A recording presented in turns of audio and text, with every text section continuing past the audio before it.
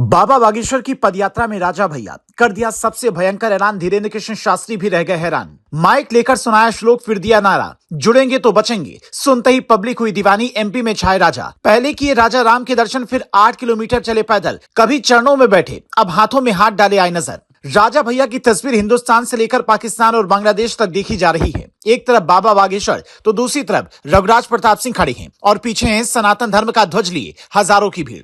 हाथों में माइक लिए धीरेन्द्र कृष्ण शास्त्री पहले वहां पर मौजूद हिंदुओं को संदेश देते हैं, फिर माइक आता राजा भैया के हाथ में, जो 2 मिनट में ही ऐसी ऐसी बातें कहते हैं कि भाषण वायरल हो जाता है। पहले उनके भाषण का हिस्सा सुनिए, फिर बताते हैं कि राजा भैया ने पदयात्रा में शामिल होते ही ऐसा कौन सा नारा दिया। बांग्लादेश से पाकिस्तान तक हड़कंप मच गया। हजारों की भीड़ के बीच में खड़े होकर राजा भैया कहते हैं, पंडित धीरेन्द्र कृष्ण शास्त्री की तरफ से शुरू की गई ये यात्रा एक सकारात्मक और सराहनीय पहल है, क्योंकि देश में कुछ नेता जानबूझकर जातिवाद फैला रहे हैं, जिससे हमारा राष्ट्र कमजोर हो रहा है। अगर जातिवाद नहीं होगा तो ये देश हित में होगा और हिंदू हित में भी होगा। बाबा बागेश्वर की ये यात्रा धर्म हित और राष्ट्र हित में हो रही है। एक ही यात्रा से सब कुछ बदलना मुश्किल है, लेकिन ये यात्रा एक शुरुआत है, इसलिए देश में ऐसी यात्राएं होती रहनी चाहिए। इस तरह के आयोजनों से समाज में स्थायी बदलाव लाया जा सकेगा।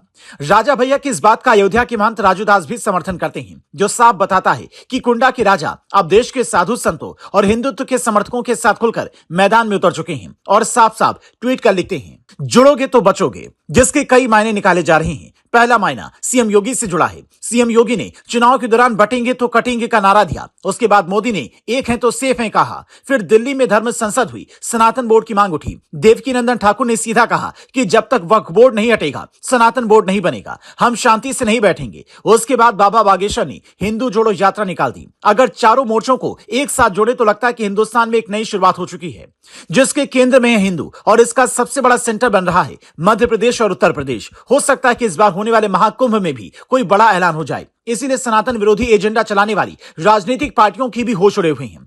कांग्रेस और आम आदमी पार्टी के नेता जहां पीएम मोदी के सत्ता में आने के बाद मंदिर मंदिर जाने लगे थे, वहां सीएम योगी के दिल्ली आने से पहले ही मार्क्स और लेनिन को अपना सब कुछ मानने वाले नेता भी भजन करने लगे। सीपीआई पार्टी के नेता भी श्री राम करने लगे हैं, क्योंकि देश का मूड बदल चुका है। बाबा बागेश्वर की ये वो यात्रा है जिसमें मुंबई से चलकर सुपरस्टार संजय दत्त जैसे दिग्गज भी पहुंचे। आसपास के कलाकार भी बाबा बागेश्वर का आशीर्वाद ले रहे हैं, जो करीब 160 किलोमीटर की पदयात्रा निकाल रहे हैं, जिनके कदम चारों मोर्चे पर हिंदुओं की आंखें खोलना चाहते हैं।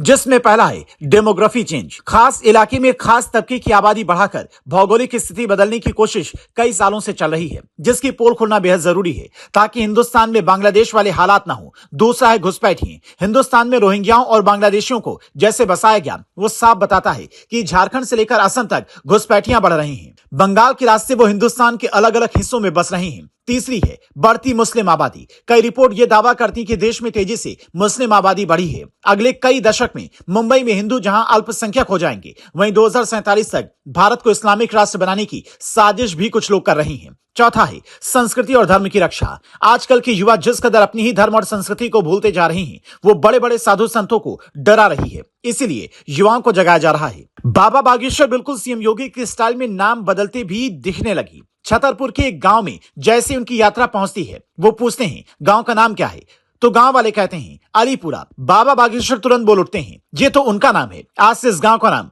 हरिपुरा होगा। जिससे सुनते ही भीड़ दोगुना उत्साह से नारे लगाते हुए आगे बढ़ जाती है। बाबा बागेश्वर से ओरछा धाम तक चलने वाली 9 दिनों की यात्रा में बाबा बागेश्वर और क्या क्या करते हैं, इस पर देश नहीं बल्कि विदेशों तक की निगाहें हैं।